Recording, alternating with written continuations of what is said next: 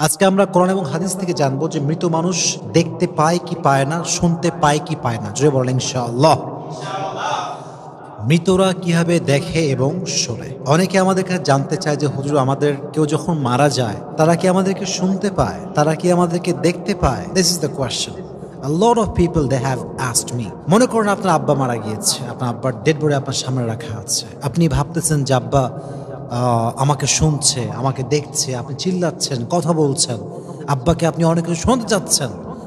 আসলে কি আব্বা শুনতে পাচ্ছে কিনা, আপনার আম্মা শুনতে পাচ্ছে কিনা? That is the question.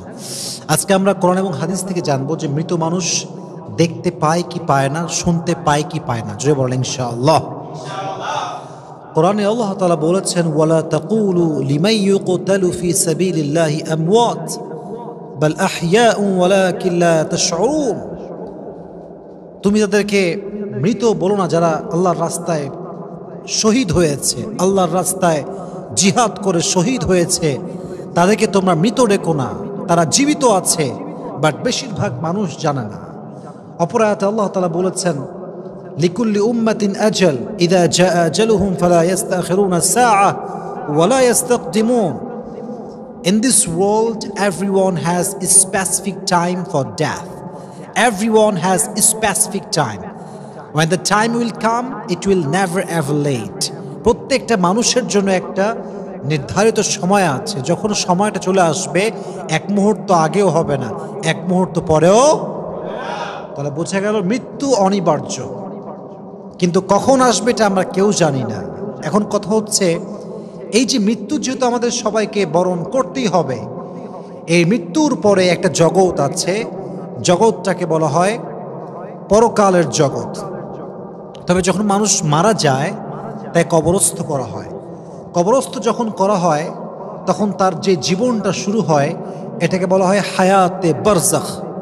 এটাকে বলা হয় কি?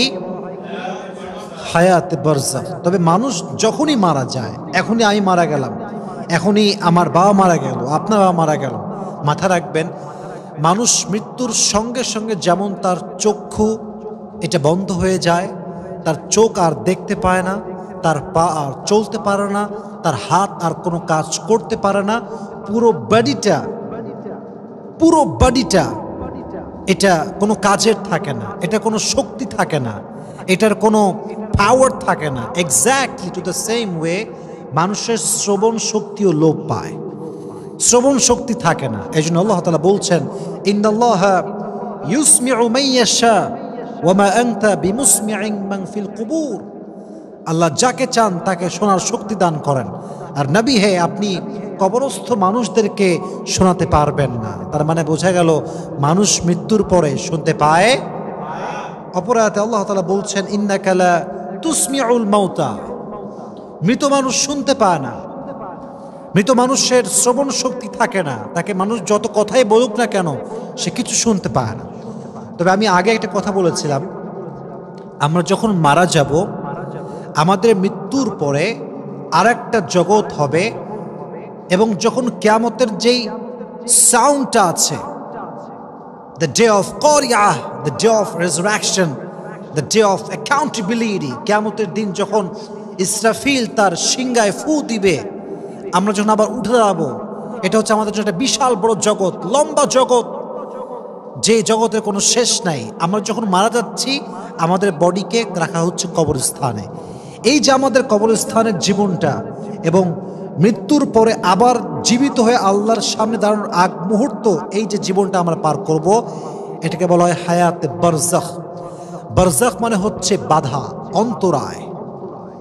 এটা এই জীবনে যখন মানুষ কবরে থাকে, হাদিসে এসেছে, যখন কবরের পাশ দিয়ে কেউ হেঁটে যায় এবং সে যদি তার পূর্ব পরিচিত হয়, যখন সে তাকে সালাম পেশ করে, তার সালামের জবাব সে কবর থেকে দেয়। সুবহানাল্লাহ পড়েন। আপনার আব্বা মারা গিয়েছে, কবরস্থ, আপনি বাবার কবরের সামনে যাচ্ছেন, বললেন আব্বা জান আসসালামু আলাইকুম, আপনার আব্বা সে সালামটা শুনতেও পায় এবং জবাবও দেয়। সুবহানাল্লাহ পড়েন। আর এক হাদিসে এসেছে, যখন কোনো মানুষ কবর থেকে কবরের পাশ দিয়ে হেঁটে যায়, আর কবরের মুর্দাহ তার পরিচিত মানুষ হয়, পূর্ব পরিচিত হয়, যখন সে তাকে সালাম পেশ করে, আল্লাহ তাআলা সঙ্গে সঙ্গে তার রুহুটাকে কবরে ফিরিয়ে দেয়, ফলে সে শুনতে পায় এবং শুনে সে সালামের জবাবও দান করে। সুবহানাল্লাহ পড়েন। এই হাদিসের ব্যাখ্যায় এসেছে আল্লাহ তাআলা হচ্ছেন কাদেরে মতলক, সর্বশক্তিমান তিনি, যা চাই তাই করতে পারে, যা চান তাই করেন। তিনি কে?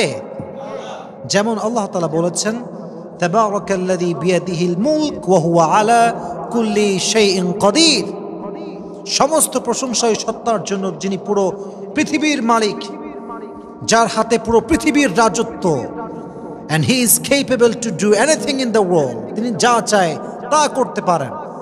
যেহেতু আল্লাহ তাআলা মানুষকে জীবন্ত অবস্থায় শোনার শক্তি দিয়েছিলেন, মৃত্যুর পরে তার রুহুকে আবার ফিরিয়ে দিয়ে সাময়িক শক্তি দেওয়ার যে শক্তি, এটা আল্লাহর আছে না নাই? তবে হাদিসে এসেছে মৃত মানুষের কবর যখন কেউ জিয়ারত করতে যায়, আল্লাহ মৃত ব্যক্তির কবরে রহমত নাজিল করে। সুবহানাল্লাহ পড়েন।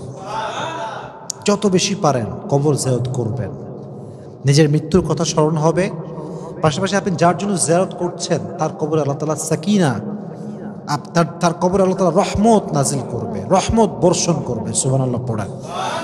এর কারণটা হচ্ছে আমরা যখন কারো কবর জিয়ারত করতে যাই, আমাদের মেইন পারপাস থাকে যে আমরা তার মাগফিরাত কামনা করি, আমরা তার জন্য দোয়া করি যে আল্লাহ তুমি তাকে আযাব থেকে বাঁচাও, তার গুনাহকে মাফ করে দাও, তার সমস্ত অন্যায়কে তুমি মাফ করে দাও।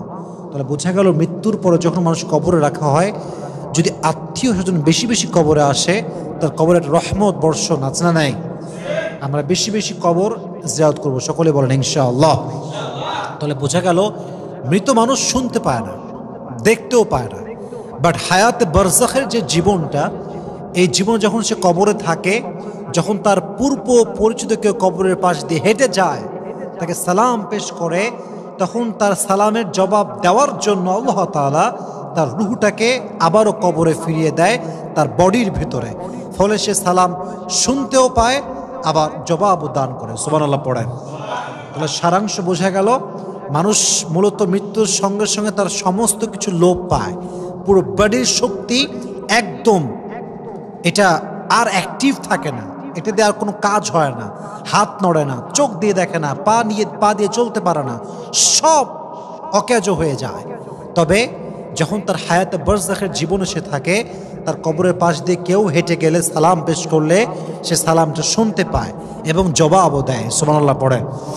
আল্লাহ আমাদের সবাই যারা মারা গেছে, আমাদের বাবা মা, কারো ভাই, কারো বোন, সবার জন্য আমরা দোয়া করে সবাইকে জান্নাতুল ফেরদাউসের উচ্চ মাকাম নসিব করুন, সকলে পড়া আমিন।